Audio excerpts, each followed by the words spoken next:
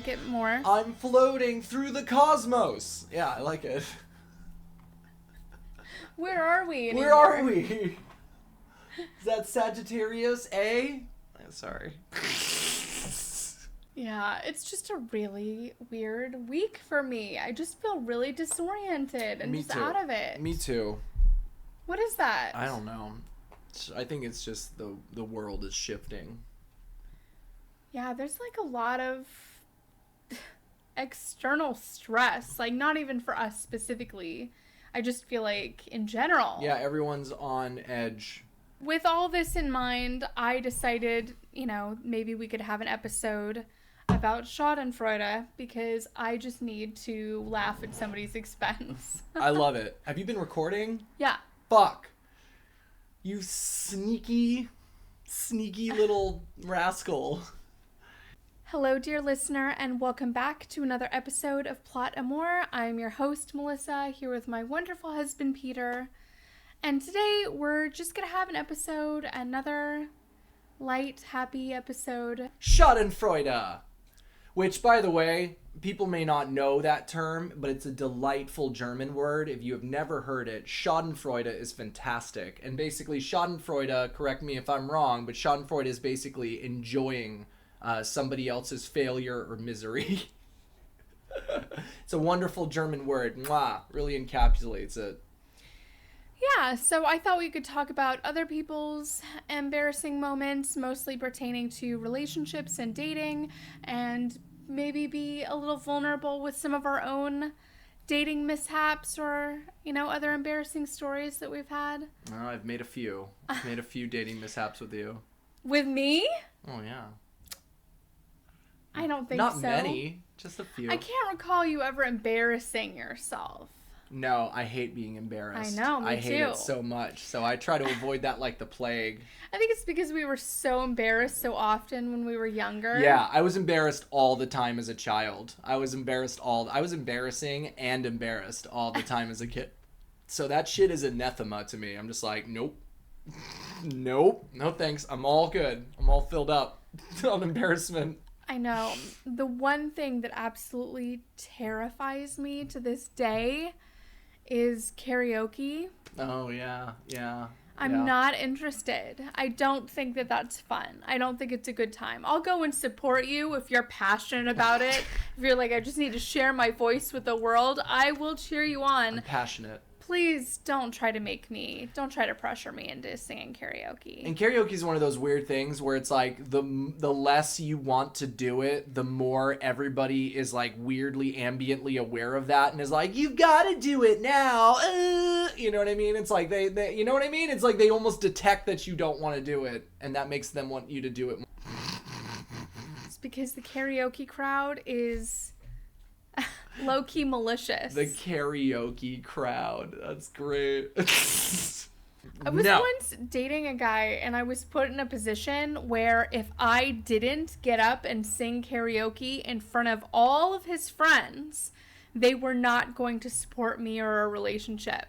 Wow. That's a weird ultimatum. I know. And I didn't do it, and they didn't support me or a relationship, and it went terribly for me. So that's the length I'm willing to go to avoid. Really, you know what? I admire you sticking to your principles. You really stuck to your guns. You're like, you know what? I know you think you're going to win this fight, but you ain't, boy. Like, our relationship will go nowhere. You know what? It's so terrible because I would love to be able to just set that down and just get up there and sing like nobody's watching and just get into it. Yeah, I would love that. Yeah, just I can't. It's I can't even imagine visceral phobia. I can't even imagine. Like, even something fun, like if you're drunk and you wouldn't even do like Sublime Santeria or something. I ain't got no Santeria, ain't got no crystal ball. Have you ever heard a woman sing Santeria in karaoke? You son of a bitch. Like, that was said with such disdain. Oh my goodness. Only because this brings to the forefront your greatest betrayal of me. Oh no. Where you too would not take no for an answer. Oh no. Oh no. And drunkenly insisted that I sing karaoke in front of all of our friends and family. And we had just kind of started dating, so. I regret it to this day. It's one of my deepest regrets. I pushed the envelope and I got burned. I played with fire and I got burned and I learned my lesson. And that happened like 11 years ago or 12 years ago. And in my defense, I've never done it again since. Have I ever insisted since? No, but you would sit here and suggest that I might get drunk and get up there and sing Santeria. Oh, I'm just being fun. But I understand that, How dare you? You son of a bitch. I understand that that's a non-starter for you. Okay, got it. No karaoke. I understand. This isn't even me trying to take myself so seriously. I know that's what it sounds like. It isn't. It's like a real fear. You have like agoraphobia, and you have some people. Look, public speaking, karaoke is just a form of public speaking, and it's well documented that there's a lot of people out there who would honestly fear public speaking more than they fear death itself. You know what I mean? Yeah. And I guess that's one thing that I benefit from, having been embarrassed, so laughed at in front of whole schools, me growing up. That was one thing that's a benefit of it, is that I have no problem being laughed at by a crowd. I'll laugh along with you guys. It's like, yeah, this is some silly shit. And I'm laughing just as hard. And I just don't care. And so I'm totally comfortable with public speaking and being in front of a crowd. I actually like it. I like being the center of attention. None of this has anything to do with our topic. I love it. I love you. Sorry. I'm really enjoying talking to you though. I appreciate that about you. Yeah. And again, it's one of our many differences and one of those that We're yin and yang, baby. We complement each other well. That's how to do it. Opposites attract. So I scoured Reddit for some really fun examples of times when people were embarrassed, mostly with dating. Oh, man. And I thought we could have a good time with some of these. Let's do it. All right, hit it. Someone says, I organized a date with this gorgeous girl while I was at a surf club. A call came in for rescue, and I'm running off to do my thing. Pull this older guy from the water. He's not in great shape and has stopped breathing. CPR and the whole works. 10 minutes later, and the ambulance takes him away. At the date, she wanted to know if I was gay or bi, and I had to explain what CPR was, and that I wasn't attracted to the person, and that it was just in an effort to save his life. But she wasn't buying it. I was clearly gay for drowned men. Wow. Well, I mean, you know what? Bullet dodged. Because that sounds like the single fucking dumbest person. You are That's up there. How did you make it to adulthood without understanding what CPR is? That's gay, bro. It's a bunch of gay shit. And it's like, what, dude? Really? I saw you making out with that guy on the beach.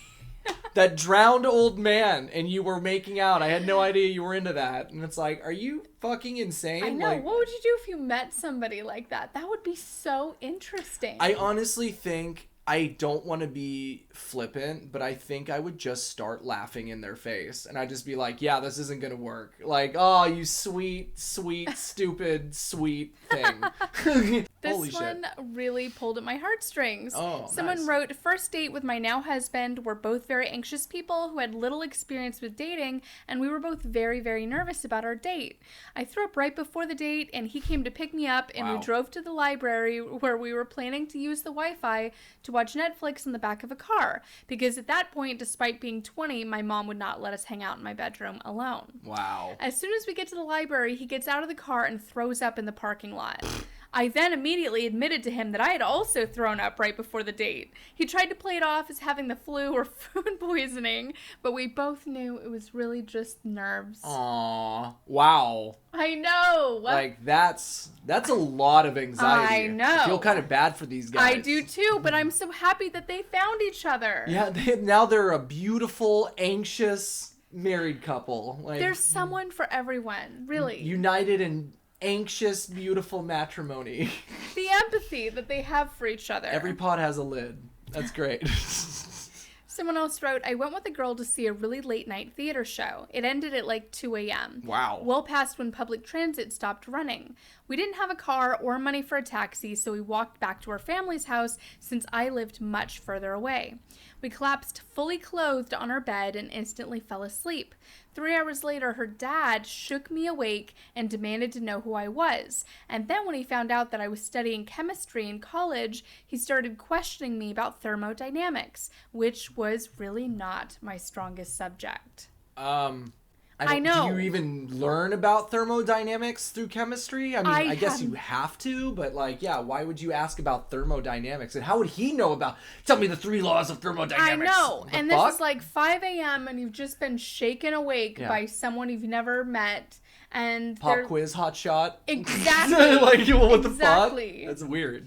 You know, like, I mean, does that make it okay if I tell you all about thermodynamics? Are you gonna leave us alone? Yeah. What if I answer right? Do I get to fuck your daughter? Like, what is the game here? This whole situation is so weird. Yeah, and also just like that's so. What are you? I'm studying chemistry. Oh yeah. What's the law? What the fuck?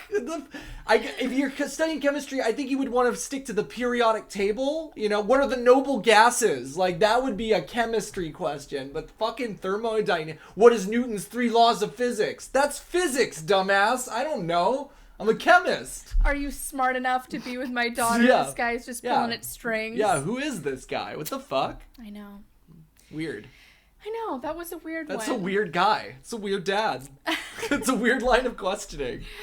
Someone else wrote, I was at a house party, and the girl whose house it was pulled me into her parents' bedroom.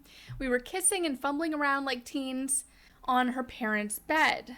Took her pants off, and for some reason, I said something like, do you think your dad does this to your mom here?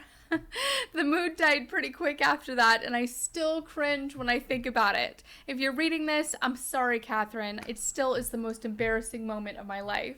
That's fucking... I think I know what he was going for. It was almost like a joke a little bit, but it just didn't land right. And also, not the time. Not the time or the place, son. Just take your chips and win, you know? You fumbled the ball. You fucked up at the end zone, dude. Yeah, that's okay.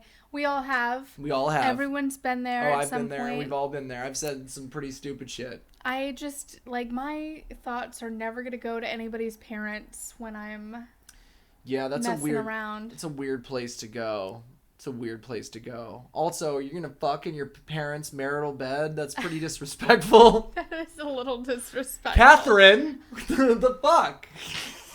We raised you better than that, Catherine. Someone else wrote, dude spent most of the night talking about his buddy Pedro and how he couldn't wait to introduce us.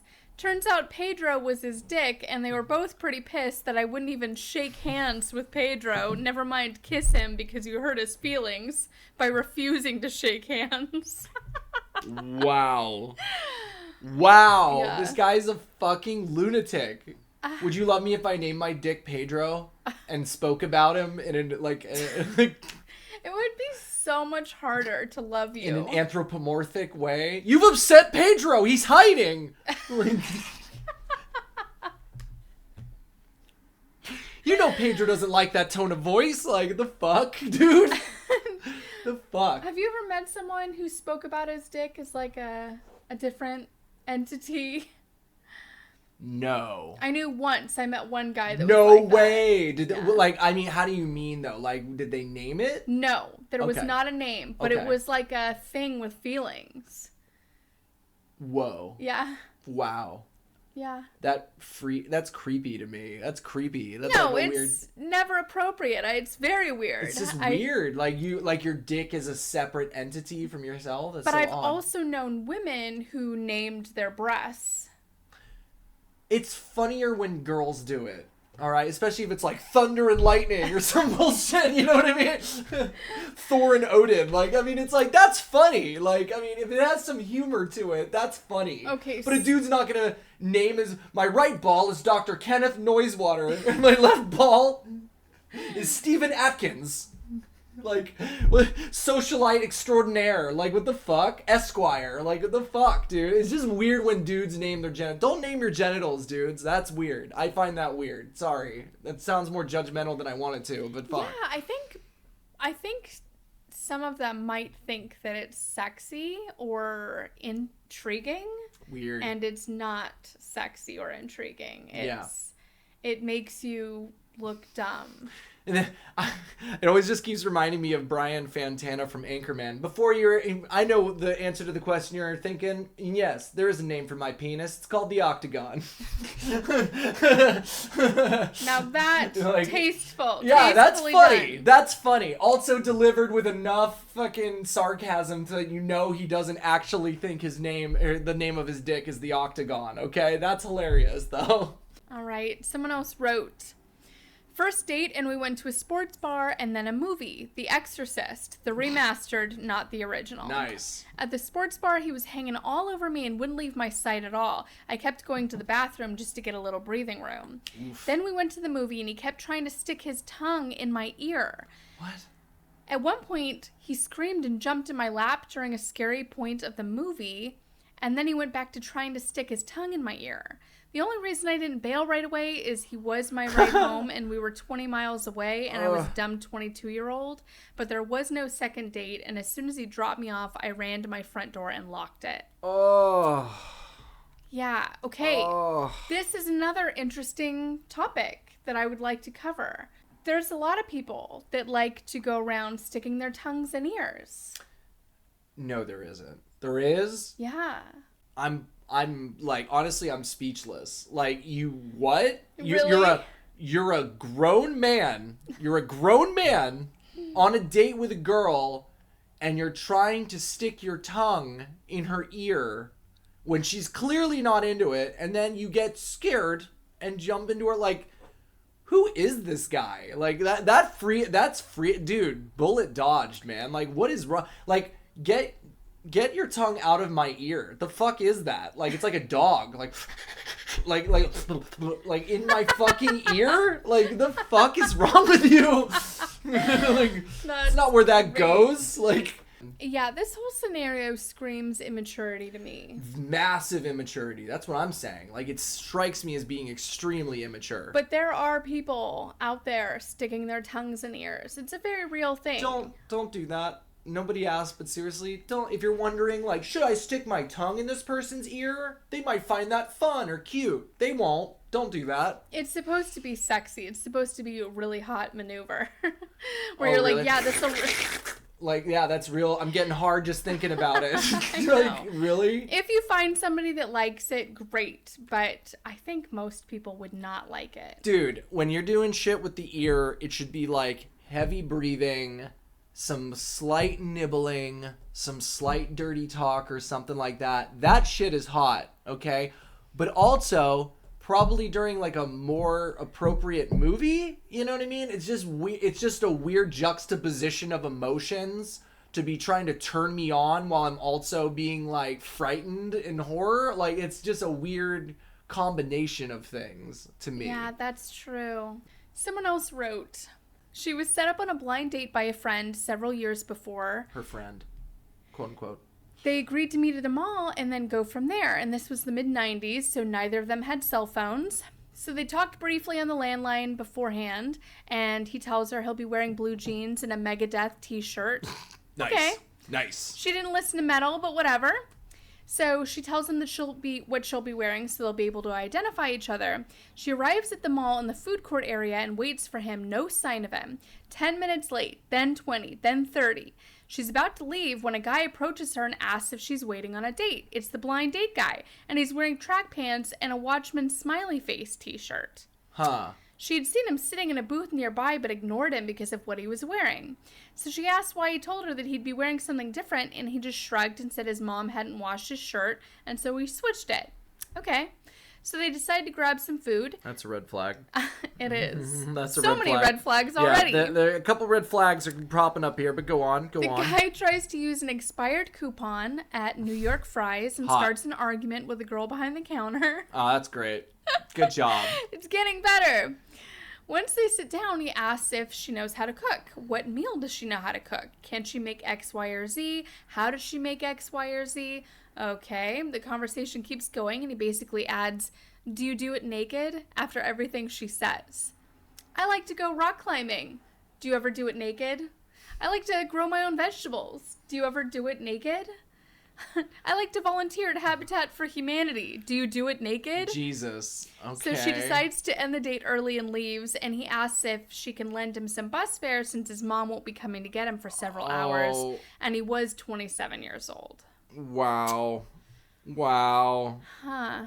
Wow. Interesting. So many red flags. A lot of red flags. Dude. That's pretty sad. It is a little bit sad, and it's very immature. It's making me wonder, is this just an incredibly immature man? Or is there something off, like, mentally? Or is it both? Yeah. Like, or is it both? Because, like, yeah, this is so odd. Like, yeah. Also, like, it's just weird how, even though this was the mid-90s, he felt no need to filter. Yeah. It's like, dude, I hate to say this, but, like, lie more, at least out of the gate. Like, well, my mom wouldn't do it, and I can't do laundry without her, so here I am. It's just like, oh my god, dude, like, that's like fucking dating kryptonite. Like, why would you?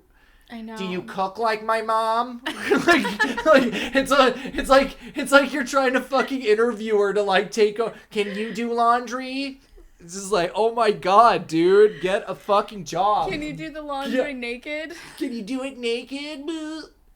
Like, you're 27. Like, holy fucking shit.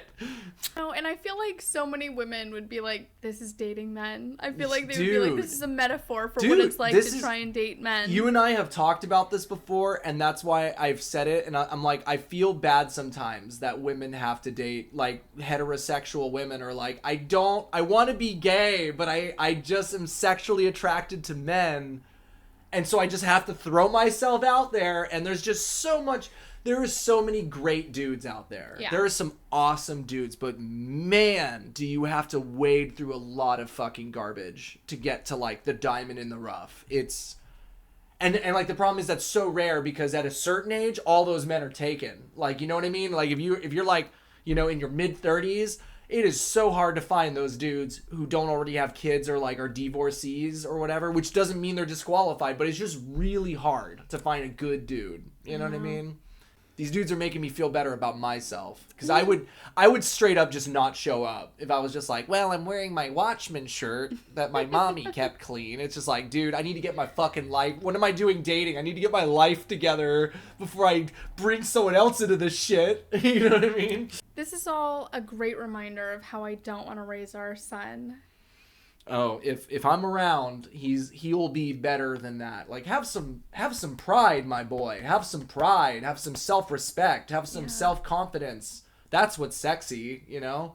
Learn to do laundry. All right, somebody else wrote, I went on a Hinge date with this girl a couple years ago. It was either the second or third date, and we went to a comedy show, which should be pretty lighthearted, right? Right. I picked her up, and she was a little tipsy from day drinking with her friends. That's a fun girl. That's a fun girl. Ooh. Well, we go over to the comedy show and get seated in the first row.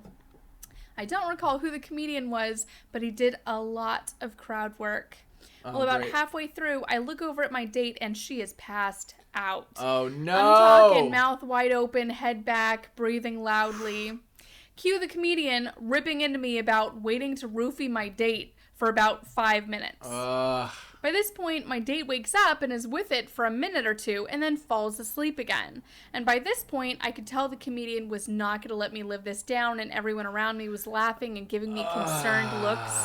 Finally, the waitress comes up and pulls my date to the side, giving me some excuse to get my date away from me.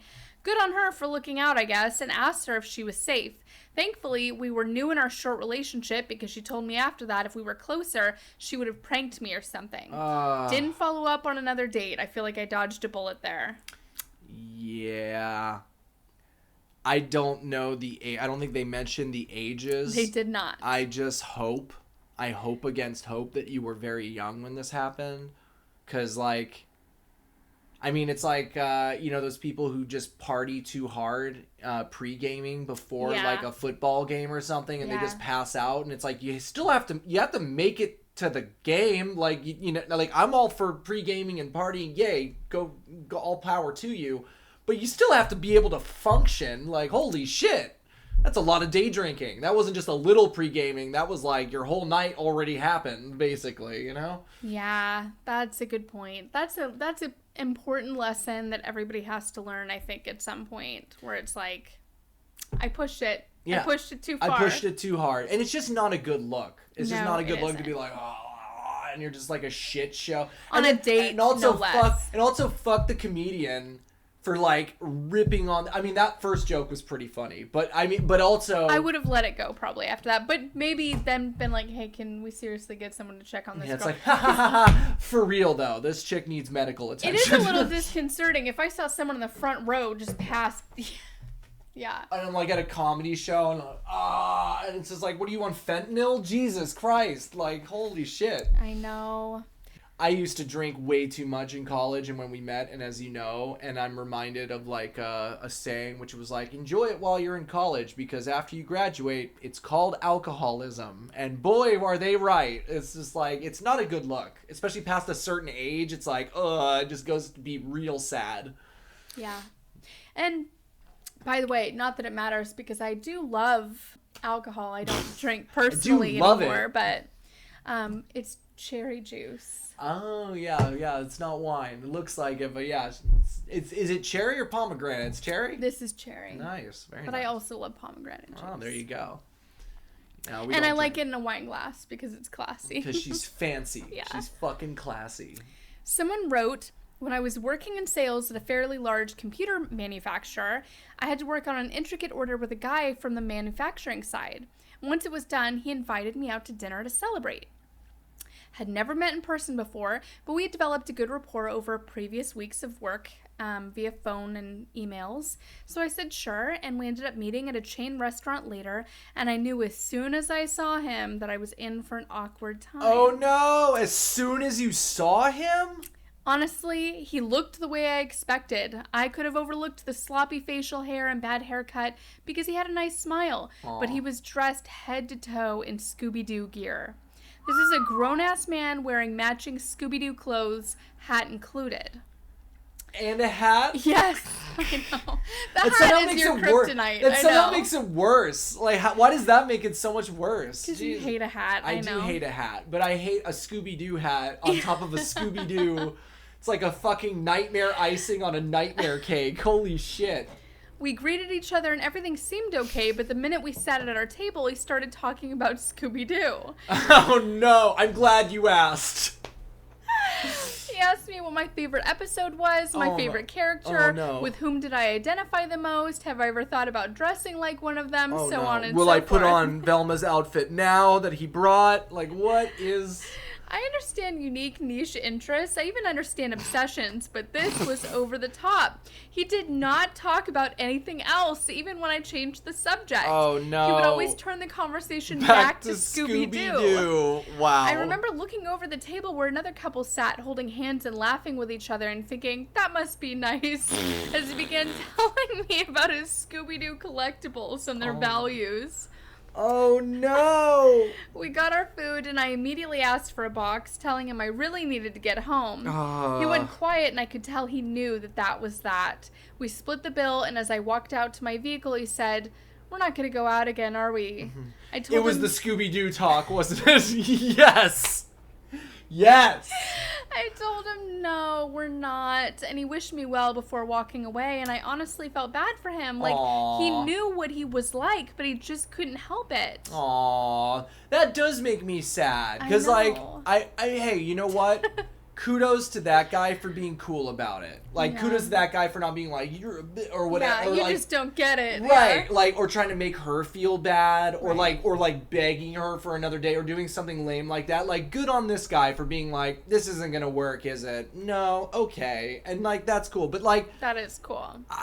That's a mature move right there. It there. is, but I also am like, dude, how did you expect that to go? Like, did you know she liked Scooby-Doo? Did you know that she was into cartoons at all? Like, you just went into it with this perspective. You're going to divide the room. You know what I mean? And it just is weird to me that he didn't think that through more. And also the full outfit, the uniform.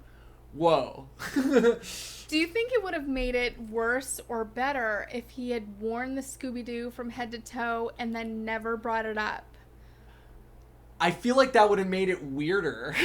Like he's wearing head to toe Scooby-Doo. But would she have been able to look past it, I wonder, at that point, and been like, wow, he's really thoughtful and interesting and charming? I want to give this girl the benefit of the doubt and say yes. Because she was like, I was willing to overlook the unkempt facial hair. I was willing to overlook the haircut. He had a nice smile.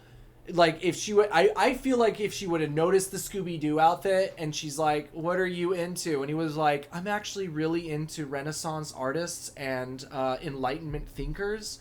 And I really just love human philosophy and the study of existence. And I just love talking about it. And just going off in like cool, weird, esoteric topics, but no Scooby-Doo. I feel like she would have been able to get past it. Yeah, she even mentioned another couple just laughing together. Yeah. I think that would have been enough for her. And she tried to steer the subject. Yeah. She's like, I tried to change the subject, and he invariably... I'm like, what do you think of our defense outlay policy? And he's like, I feel like it's Scooby-Doo episode 3 all over again. Like, I feel like if Shaggy was in I charge... feel like Shaggy was in charge of the defense budget, we'd have more outlays. Like, I mean, it's like, what the fuck, dude? Like, I'm clearly trying to get away from Scooby-Doo. Like, but you're just... No, we are... I'm going to go down my collectibles. Man, Fuck. I really hope he found his Velma. I really do, too. Although, do you think he was more of a Daphne or a Velma guy? You assume most people would be Daphne guys. I don't know. I used to assume most people are Daphne, and then I looked at Scooby-Doo fans online, and there's a lot of Velma freaks out there. There's a lot of Velmas who are just like, fuck yeah, those glasses, she's a freak! And they're like all about it. It's weird. She's very capable. I just wonder if like a Velma fetish is about like corrupting that innocence, because she could not be more asexual throughout I know. all of the cartoon. You know, and people are like, I could take or leave Daphne. I don't give a shit about Daphne. But Velma, if she's just going to be reading, being like, please, I don't want this attention, that's the I'm chick. Just like, yeah, she's going to get it. She's going to get it. Like, holy shit. Woo! Yeah, no, that's too bad. I mean, I'm sure he was a nice guy. I think somebody, if you're like that, if you have like a Teen Titan obsession or something like that. My Little Pony. Yeah, My Little Pony. That's a great example. Yeah, like if you're a brony. It's no judgment. Fine. Yeah. You know, no judgment. You really need to find someone that shares that passion, or you need to accept that that's not what you lead with. Right.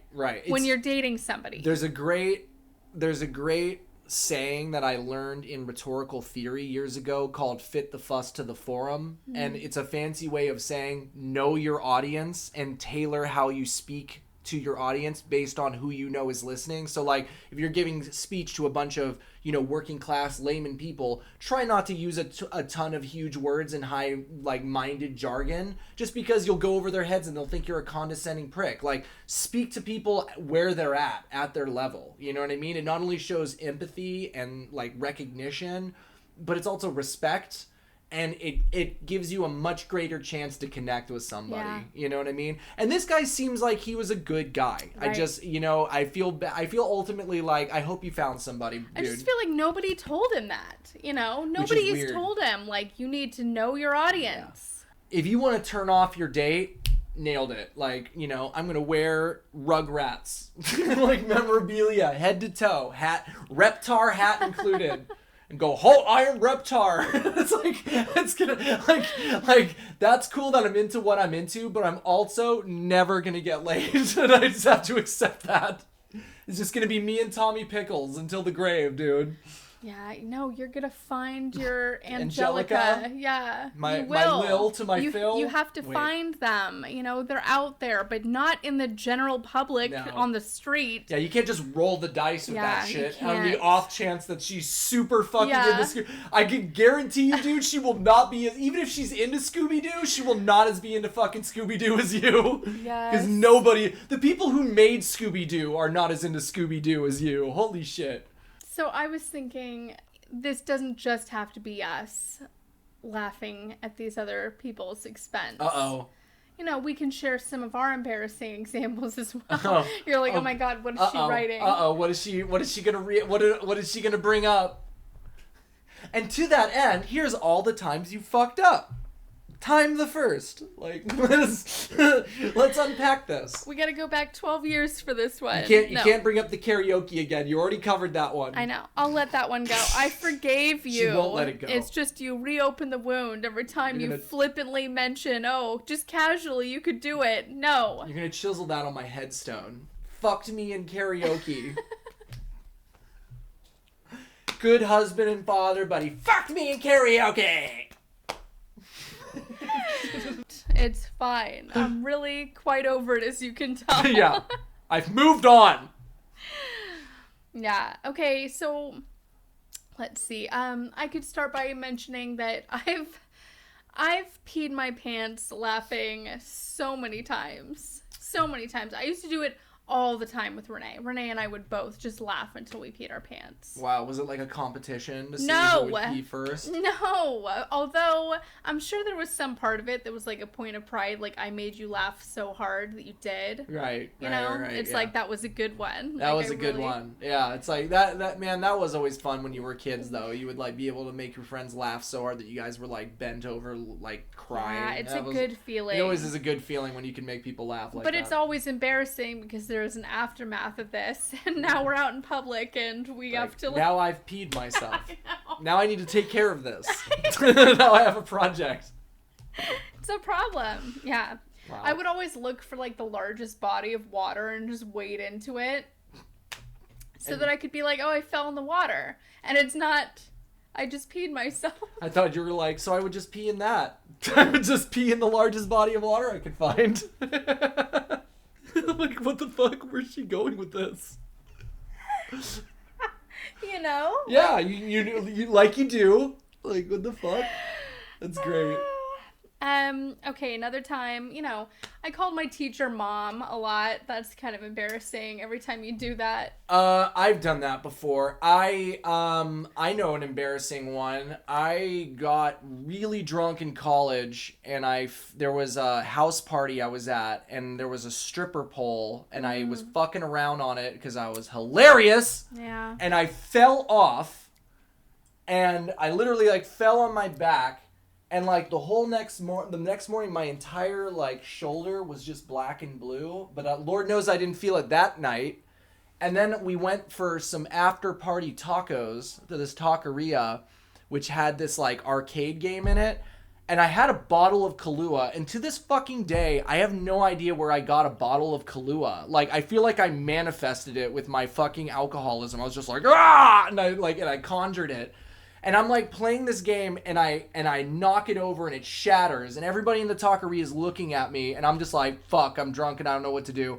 And my buddy James was there and was just like, fuck, we gotta go now. Like, we can't get our food, we gotta go now before you get fucking arrested. So I've had some pretty fucking, and that's not even the worst. That's pretty embarrassing, but I have worse ones. Most of them are from college and heavy drinking, to be honest. I've done some stupid ass shit. That's fine. I feel like college is a perfect, appropriate time for you to do really embarrassing stuff that you regret later. Yeah, I feel like that's, as Hank Hill taught us, there's a time and place for everything, and it's called college. I went down a water slide. This is when we were together. Did you pee yourself on this one, too? All of these stories are about me peeing myself. So you went down, this is while we were together? Yeah. Okay, what happened? We went to Sunsplash, and I went down one of the water slides, and it ripped my top off. Nice. Just right over the top of my, just hanging out in the breeze. Woo! And this lifeguard was like he like called my attention to it, and I was like, oh shit. But then he was like classy because he like looked away. He was like, yeah. Nice. I was like, damn it. Put him away. I'm having a great time, but put him away, please. There are children here at Sunsplash. Got a little more than you bargained for at Sunsplash that day. Yeah, I know. So many little kids. I apologize. I thought that it was just a very intense water slide. Another time, this was like one of my most embarrassing moments. Oh no. Awful. I'm hoping that maybe if I mention it, I can just finally get past it and forgive myself. Okay. Uh-oh. Uh-oh, I know. Uh-oh. No, I was dating this guy and I was really into him. And he was a fisherman. And his brother was a fisherman, his cousin was a fisherman, and they all liked to go fishing together. Wow. And so they invited me one time, which was awesome, you know? And that's why I didn't think I would ever get seasick. Because I went out on a boat on a lake, and I was fine. That's not the sea. A lake is Yeah. different than the sea. I learned Yes. that the hard way. I get terribly seasick on the sea. Well, it's because you were out there with Warren, and Warren's like always going aggressive, like he likes to go like into the waves. He is not gentle with you if you're seasick, if you're a landlubber. He's just like, suffer, Well, land, bitch. It was a very, very, very, very long drive, and I don't know what I had eaten, but everyone got out of the truck except for me, and I farted. Nice. And then everyone got back in the truck and was like, who farted? That's literally... It did. Nobody even tried to be like dignified about it. It wasn't that bad. So it wasn't like they were like revolted or anything, but everybody immediately knew it was me. Yeah, everyone was just like... There was no mystery to this. Everyone was like, oh man. Fuck. Hotboxed my truck, bro. Like, holy shit. They gave me such a hard time about it. It was hysterical but awful. They called me fart box for the rest of the trip. I felt so stupid and so bad. I was like, man. oh man, they like found me out. I was like, this is a bunch of dudes. Like they're gonna be like, They're gonna be like, nice. No, they weren't. or like I thought it would make sense. Like any one of these big dudes could have done it.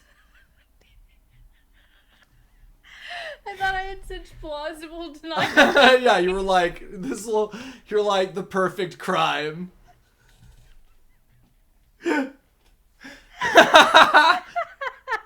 But they all immediately knew. Oh shit. Yeah, I remember. Oh my God. I remember I had this professor in college who would punish people looking on their phones. For what she would do is like if you were caught texting, she would make you come in front of the class and like sing a little jingle to like embarrass you. And she caught me, and I was like hungover, and I was like whatever. And I had been listening a lot to NWA, so I was like, what do I know? Boys in the Hood. And I started singing Boys in the Hood, and I was like, everybody knows Boys in the Hood. I got like the one class where like nobody knew Boys in the Hood, so they just thought I was saying horrible shit. And I was just like, do none of you fuckers know Boys in the Hood? And they were like, what? And I was just like, I picked the wrong fucking college. You're all a bunch of fuck. No. For the record, you're the fucking losers here. You're the fucking dorks. For the record, Eazy-E is rolling in his fucking grave. We pistol whip all of you. And I was like, it's Boys in the Hood. No. They're always hard. With any other crowd, you would I have know. looked so cool. And I know. I've always, again, I think that's one of the things that's like a superpower I have, where I'll give you, we recently went to a show at the Irvine Improv with TJ Miller. It was great, by the way. He was awesome. fantastic. So Loved it. good. And he was kind of like, we were in the front row, and he was kind of doing crowd work, and he was kind of trying to embarrass me and put me off. And I think I shocked him with how much I just kind of was like laughing and went with it. And that's my superpower. Because when people are trying to fuck with me and embarrass me, I'm just laughing with it. I'm just like, yeah, that's fucking lame. I love it. and it just like weirdly disarms the moment. Because they're like, well, fuck, he's laughing. And I'm like, oh, boo. Like my coolness, like I don't give a shit, and it helps the situation. It just makes you look better when you're dealing with it. It makes you like immune to it. You're so right. In every situation in which like you're being embarrassed by somebody, 100% of the time the pro move is to just roll with it and laugh too. Dude. And just totally go with it. Yeah, and then, that is the pro move. It is. To get like insecure and shy, and yeah. that only makes it worse. It only makes it worse, exactly. Like, and he had a couple of people who were doing that, who were trying to be like cool about it, and he just pokes harder, and it's just like, dude, he's gonna make you his project now. Like, you know, it's like the best you can do is just laugh with it because it totally disarms it. It's like, I'm laughing just as hard. Well, I'm laughing with you. Even though you might be laughing at me, we're laughing together, homie. Like, I'm in on it. I'm in on it too. And you know what? I'll say a self-deprecating comment to make fun of myself, to make it even more like a diffusing situation. You know what I mean? Yeah. I just learned a long time ago that people like that. They're like, that's cool that a guy can take a joke and he's just like, not only is he not, he laughs with you. I think that's fun. Everybody loves someone who doesn't take themselves so seriously. Totally. If you take yourself extremely seriously, people are gonna hate that and they're gonna think you're pretentious and obnoxious. Yeah. But if you can laugh at yourself, and that's something that I've always had a very hard time doing. Laughing at yourself? Yeah. Really? Why do you think that is? I'm just too insecure. I think it comes from insecurity. And it's like, if you're teasing me and making fun of me, I feel awful. So what if it's like lighthearted ribbing? Like where they're fucking with you a little bit, but like they're not being vicious or malicious? Like, does that still like bother you? I would like to think not. I guess it would depend on the scenario. I feel like you've been able to roll with that, like some light ribbing and stuff like that. Usually I think I've observed you being able to just like roll with it and say like a funny comment, but like I respect that you're self-reflective enough to be able to understand that about yourself. It's something that I'm working on. Well, it's a fine line. I feel like it's a fine line. Like, you don't want to be a buffoon who's like excessively self-deprecating. Like, I used to be like that, and I actually had a really good coworker and colleague at one of my other jobs. My manager actually gave me some great advice because I was like constantly undercutting myself, and like, you know, it was good humor, but he was like, don't do that so much. He's like, I understand that you're a very personable guy and like you're competent and you're smart and you're capable, but like the excessive self-deprecation doesn't come across the way you think it does. You think it comes across as like disarming and charming, but you do it too much and it's like you look insecure. And like that doesn't serve you. You shouldn't do that too much. But it is a fine line between like, don't take yourself so seriously. Be able to laugh at yourself. Jesus. Like, what's life without being able to laugh at yourself? But at the same time, don't be a fucking clown. You know what I mean? Don't be the butt of everybody's fucking joke. Like, that's too much the other extreme. You know what I mean? So it's like this balance. Yeah. I know. You and Austin, every time you tease me, I always think it's hilarious. Yeah. Well, also because, like, we're not... I think that you can tell we don't mean it viciously. We're never, like, vicious with people. You know what I mean? Where it's just like, we're going to make you hate yourself. You know, and it's like, it's not about that. It's like, again, especially with dudes, and I pointed this out to you, like, dudes and dude friendships rip on each other. Like, that's how men bond initially, is like, they'll be like, hey, your pants are fucking lame. And it's just like, oh, nice shoes. Did they make them for men? And it's like, fucking, you just give each other a little bit of fucking, and then you're like, I respect that, dude. And then you hang out and you're cool. But it's like, my roommate James and I in college were all about that. Like, if you came into our apartment for a party or whatever, we would fuck with you and we would talk shit on you.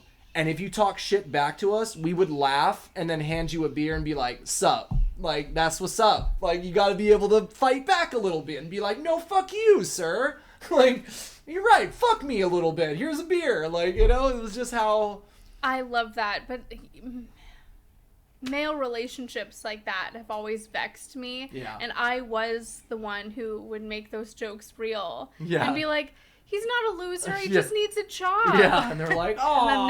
and then they're like, fuck. Fuck. Like, now he's going to feel bad about himself. Now he's going to have self-esteem. Yeah, you made it real. Like, he just needs a job and better style. We just gotta get you better clothes. And, you know, like, totally. We were just fucking with it. Yeah, we were just fucking with him, for sure. Yeah. I know. You mean well. You're a sweet person. You're a better person than we were, for sure.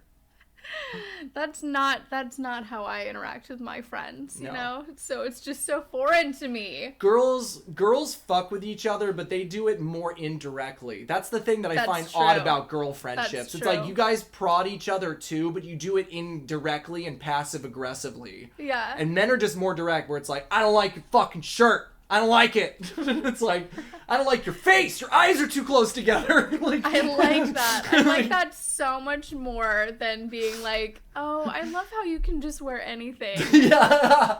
I love how you just don't care. Yeah. I love how you just don't care if you look homeless, you know?